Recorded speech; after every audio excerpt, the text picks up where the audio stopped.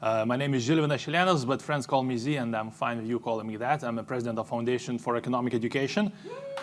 Yeah, go Fee.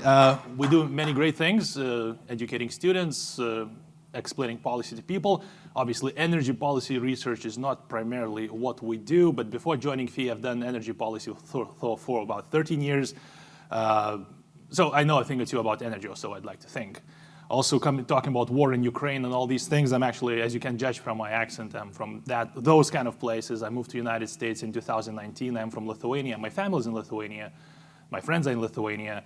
And I bet there are many friends whom you've met in SFL who are right now in Ukraine in the front lines. So when people ask me, well, how do you feel about it? I say, well, imagine you live in Florida and there's World War II going in Alabama. That's literally probably the same distance of where Ukraine is. Ukraine is one country removed from Lithuania.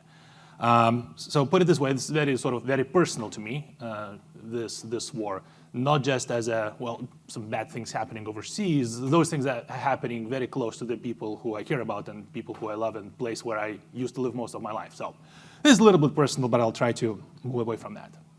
So energy. Energy is a major issue here, and I want to sort of focus on what will this war do to European energy, what this war is doing to European energy, and what might happen in the future. And then thinking about it, I sort of like to box everything in the matrix, and long-term, short-term, those are the two qualifiers, and another one is we have basically three types of problems. So type one is kind of nuisances, or the problem when energy is expensive than last year, more expensive than last year, or energy costs more, but it's really not that bad. So a good example would be gas prices in the United States. I don't know all of you guys love to complain about gas prices, but they're nowhere near as expensive as they are, well, either in California or in Europe. And people are just fine with lower incomes and more expensive gas prices. So when Biden calls the Saudis and says, hey guys, that oil production cut that you want to enact, can you wait until midterms?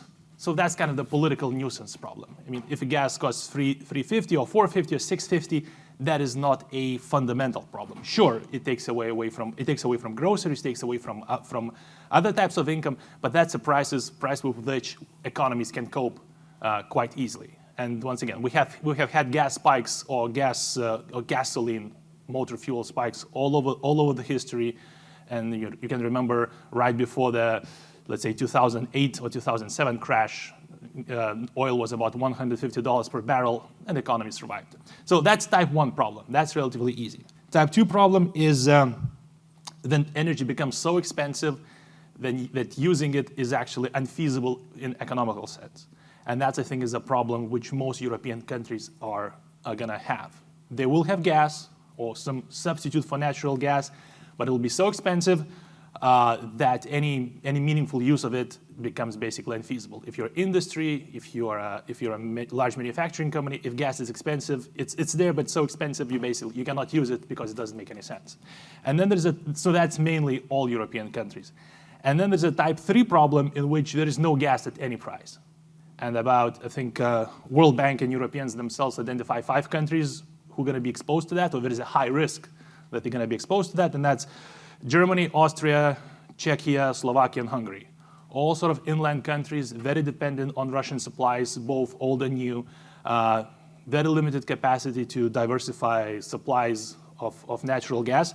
In those countries, there might be a situation in which, even at exorbitant prices, there will be no gas, which means either no heating or no electricity or interruptions of these services, and so on and so on. So those are the type of 3 problems Europeans gonna not enjoy, but experience.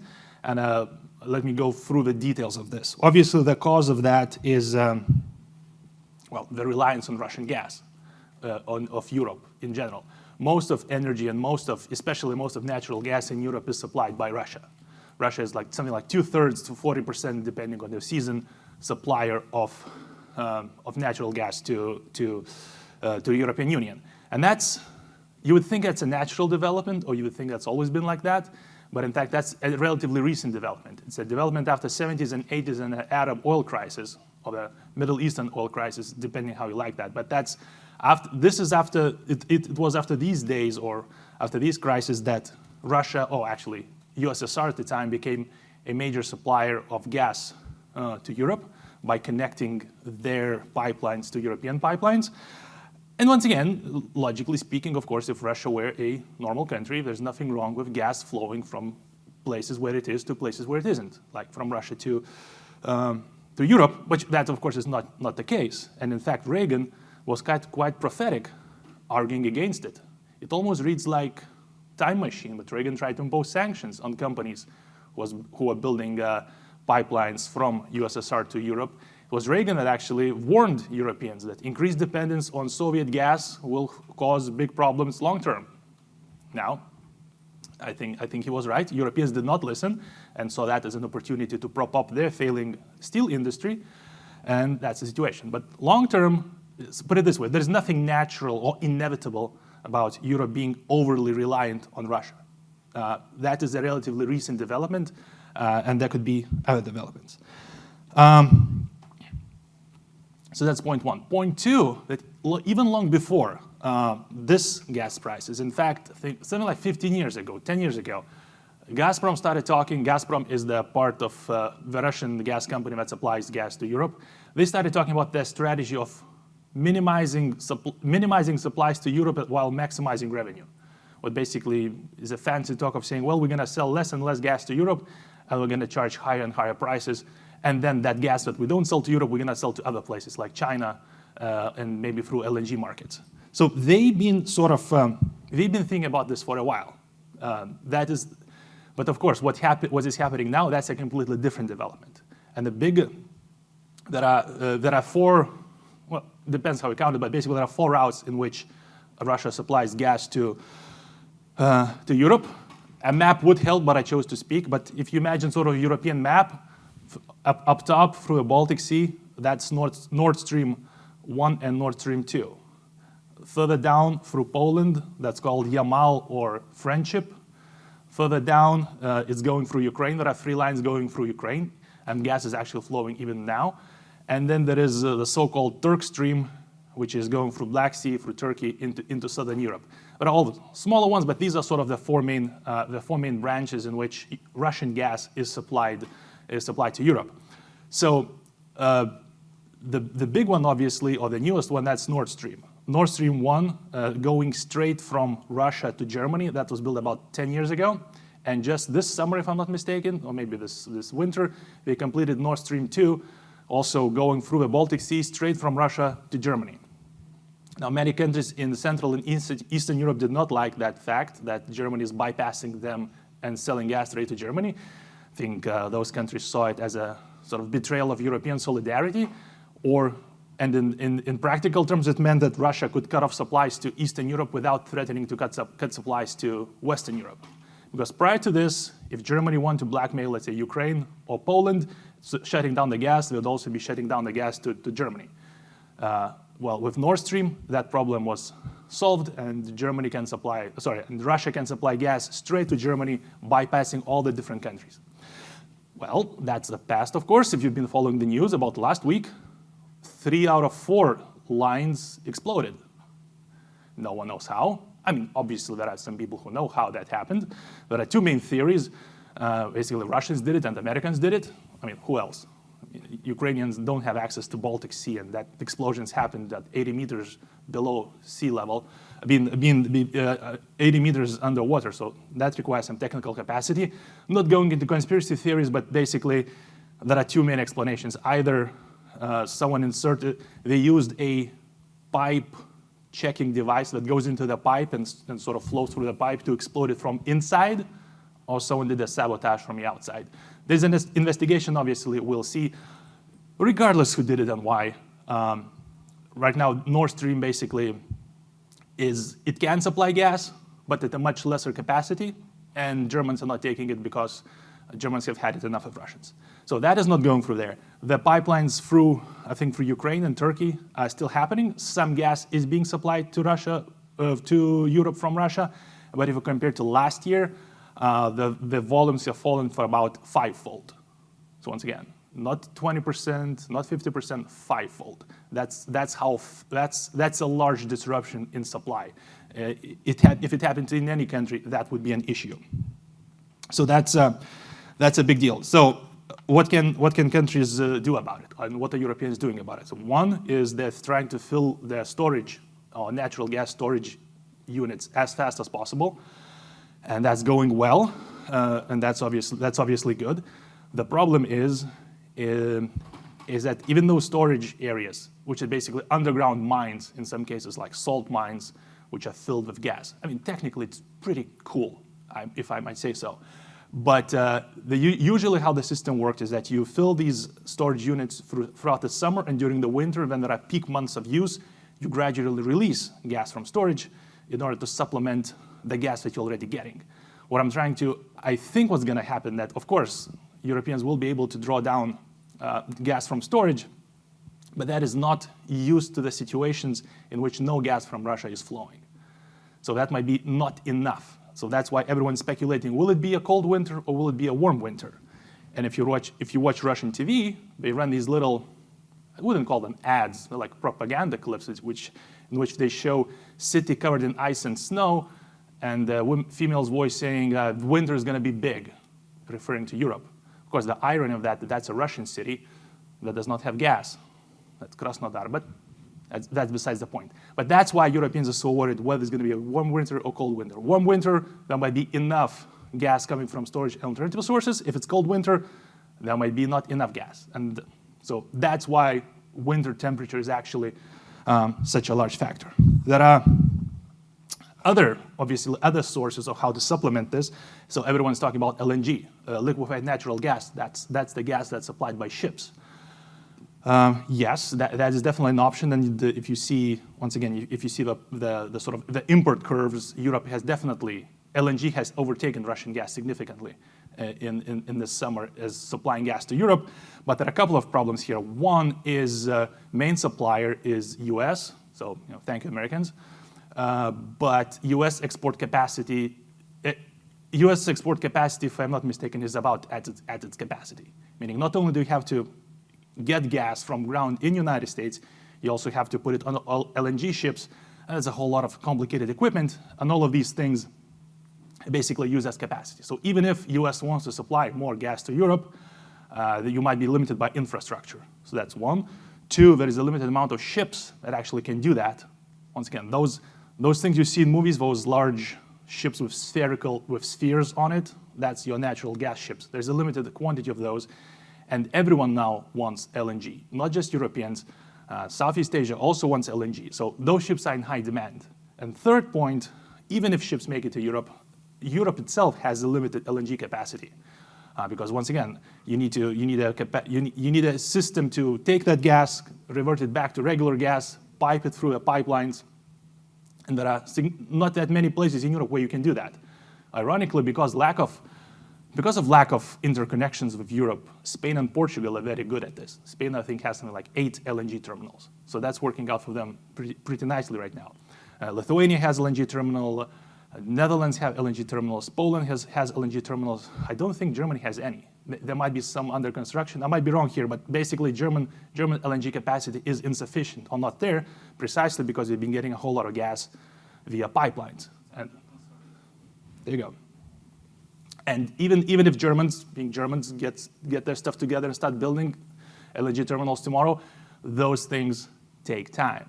That's actually, energy is interesting because that's one of the areas of economics where markets actually are impacted by physical limitations and engineering solutions.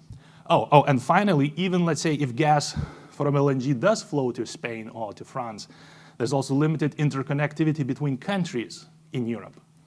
So as much as Europe likes to think of itself as sort of one united continent, when it comes to infrastructure, especially gas infrastructure, there's limits to how much gas can be pumped through those pipelines. And then there are some minutiae things. I just read about something last week in that additives to natural gas that France uses are incompatible with additives that Germany uses. So you know when you smell the natural gas leak, that's actually additives. Natural gas is odorless. So they add these additives that you can smell it, so that you know there is a gas leak. apparently those additives are incompatible with how Germans use them. Obviously, that's a problem resolvable. That's just another illustration of how things are complicated when it comes to infrastructure. So yes, LNG can take up a portion, but it cannot compensate the entire Russian shortage. Which of course brings me to my sticking point, in which I could rant for hours, is that Europeans are being really hypocritical by being anti-fracking and then buying all the American gas which comes from fracking. Europeans have, the reason US is a leading natural gas exporter is because of fracking, of hydraulic fracturing method that allows you to extract gas from places where previously thought impossible. Europe could do the same. Europe does have places where either shale gas or shale oil is possible to extract if only one applied hydraulic fracking, but because of political and green and environmentalist opposition, that is not happening. And even if Europeans get their act together and start doing that tomorrow, once again, finding the field, preparing it, laying the pipelines, all of that takes time, and time is what Europeans don't have right now. But like I said, what I really find hypocritical is that they are so anti-fracking at home, but they're fine with buying gas, which is produced from fracking from the United States. And even more so, they don't see any problem with that. You would think you would approach them and say, well, don't you think your position is somewhat inconsistent? And they would say, nope, all good. So in terms of other, domestic, there are some possibilities for Europe to increase its domestic production. I think there are some gas fields in Netherlands which were sort of delaying, phasing out. There are some other gas production facilities in Europe, but once again, their impact will be limited. Europe, obviously, Norway, actually. If you think of Norway, you think of a socialist paradise. That socialist paradise is built from oil wealth. So Norway is a big supplier of gas to Europe. In addition, and 2 weeks ago, I think, a pipeline to Poland, a new pipeline to Poland was laid, which is good. It's not sufficient, but Norway can increase and will increase its capacity and production. Once again, it will not be enough. Then there are places like Algeria and all of North Africa. They too are supplying Europe. Just capacity is not there. Azerbaijan and all the Central Asian countries, there are some possibilities of increasing supply from there. But it's also limited. So long story short, when it comes to natural gas, other countries and other sources will pick up. The fear of mine and everyone else in Europe, that will that be enough? And many factors, including air temperature, will play a role. Then, of course, is, well, can we use something else? Can we use something but natural gas? And in some cases, yes, and in some cases, no.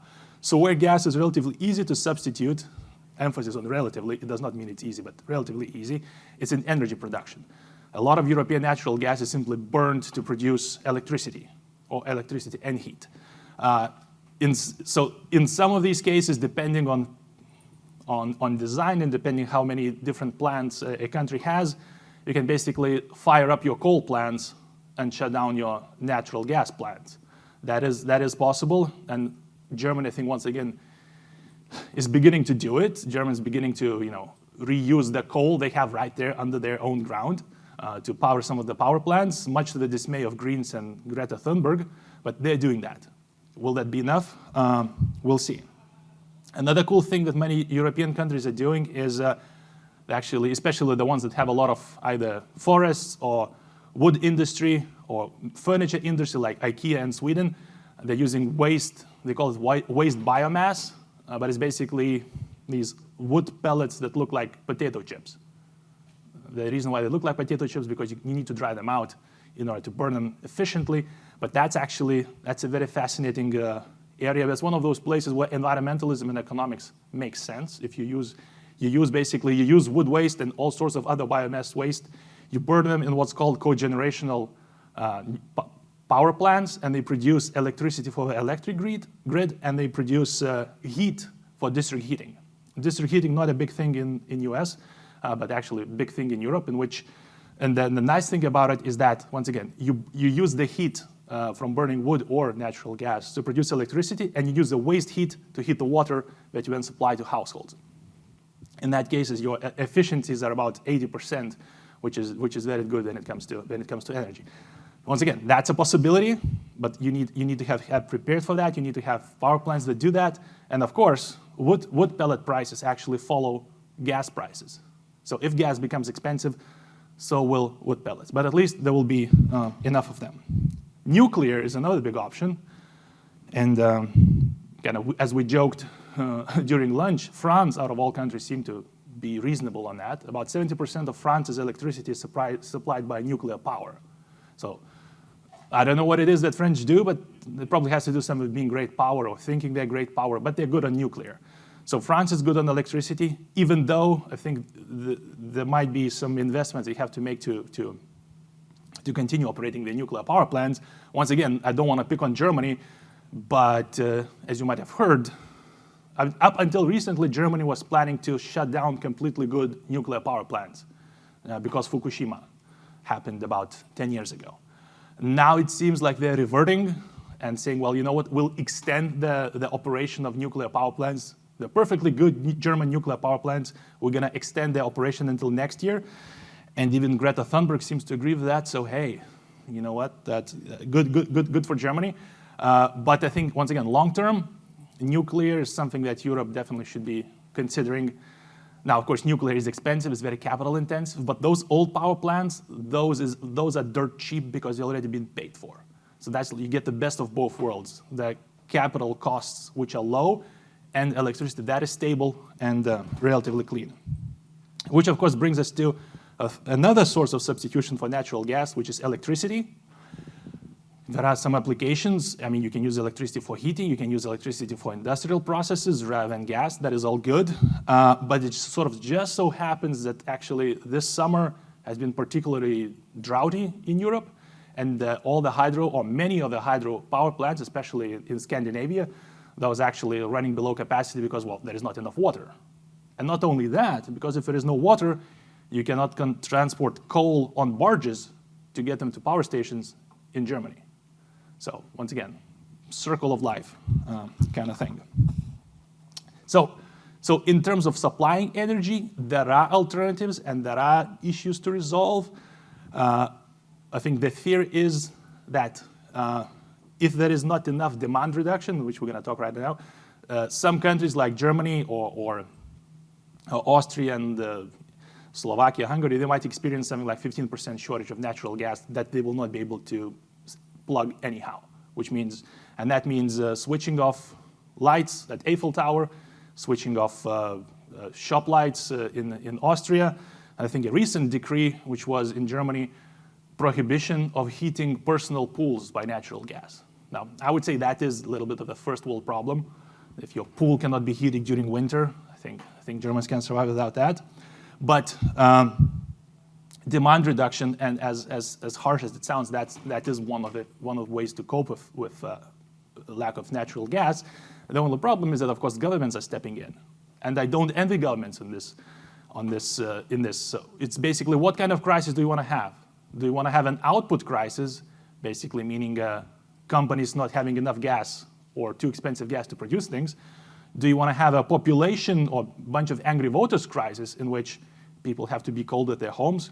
Or do you want to have a fiscal crisis in which you borrow more money and dole them out as subsidies to either households and industries?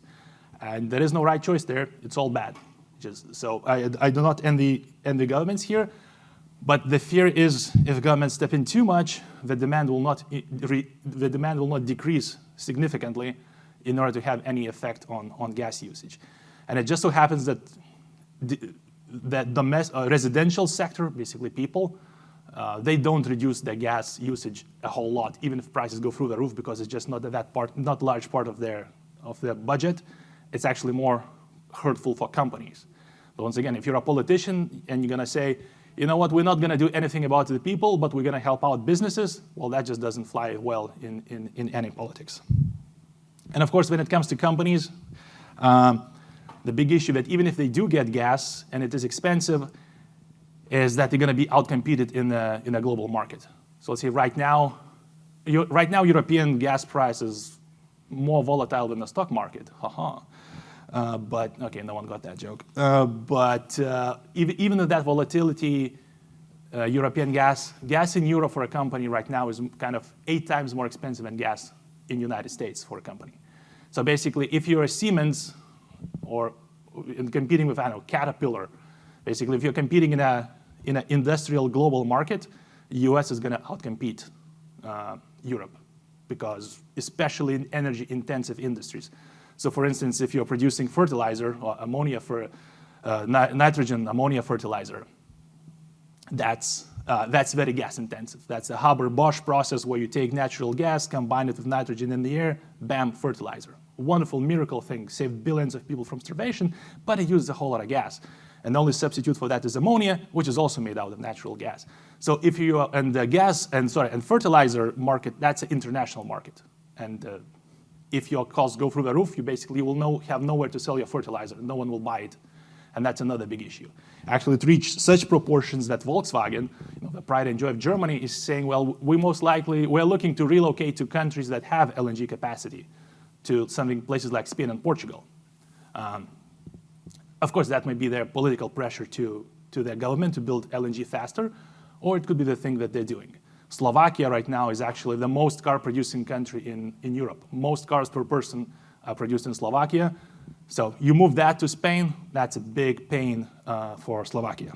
I'm going to try and finish to kind of leave place for questions and answers. What's the implication for this for the world? I think a couple of things might happen. First of all, short term, I think the problem is very difficult to resolve. Long term, we can resolve everything. So long term, I think what might happen, and some things that we did not consider possible, but it is very likely, it is quite likely, it is a possibility that Russia will stop being a major supplier of gas to Europe. What can Europe do about it? So first, I would say that's cooperation in North Africa, Algeria, and all these other countries. They already have some natural gas export capacity. We need to expand that, including electricity. Then Europe could go to all the Central Asian countries, let's say Kazakhstan, Tajikistan, or even Turkmenistan, the countries that border Caspian Sea. You can get gas from them bypassing Russia. It will go sort of the southern corridor, Azerbaijan, Caspian Sea, Black Sea, Turkey, Europe. But that would have actually very good implications for the region, because right now these countries, they have abundance of gas, and the only places they can sell it is to Russia, which Russia then later sells to China and keeps the profit. So if Europe can connect those countries to European grid in terms of gas, it will be getting cheaper gas. It will be balancing Russia in the region and even checking China, because China also wants that gas. So I would say that is all possible. What is lacking is political will from Europe. And Tajikistan's, Kazakhstan's, those countries would be very happy to supply gas to Europe and don't have to rely on Russia. And finally, of course, domestic fossil fuel extraction, I think, has to resume in Europe. I know it's a hot potato for politicians, but we can choose whether to have gas or not to have gas. And not having gas, well, that's a bad policy. And the final point, what actually could come out very positive on this is Ukraine. Little known story is that 2 weeks after the invasion in Ukraine, Ukraine actually plugged away from a Russian system, electricity system, and plugged into European system. I don't think the flows right now are very large, but Ukraine has all these nuclear reactors that could be supplying energy to Europe. Ukraine also has all these natural gas reserves proven and already working, that once again, if the country has a chance to develop, they could be supplying gas to Europe too. So I would say the future is bright, but this winter is going to be cold. So I'll take your questions. Woo! All right. Go, sir. You mentioned in the beginning that Reagan was prophetic in saying that if you allow Russia to be the sole or big provider of energy, for example, into Europe, that's going to be a problem, and that it was in fact a problem. But the counter argument to that at the time, and I think recently, would have been economic interdependence tends to, where goods cross boundaries, tanks, the Red Army will not be crossing those boundaries. What happened to that argument? And is it dead in the water? How should we think about that argument in the future? Right.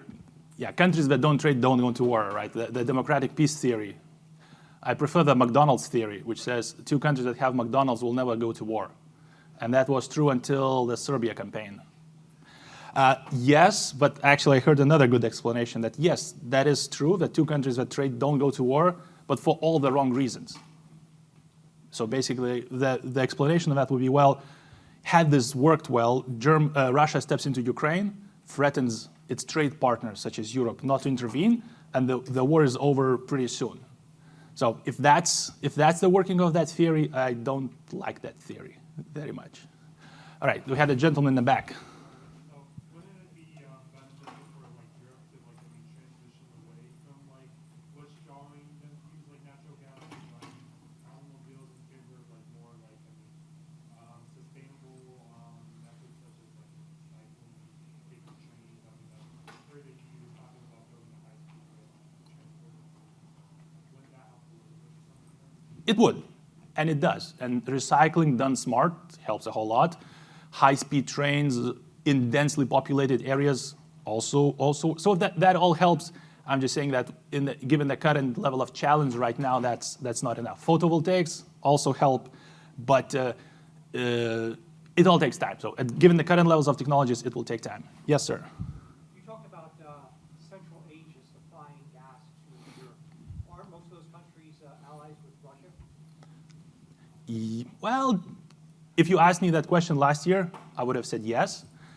This year, all of those countries, they kind of, yeah, they are allies, but they don't really want to be, or at least they seem like they don't want to be. So let's say Kazakhstan is a good example.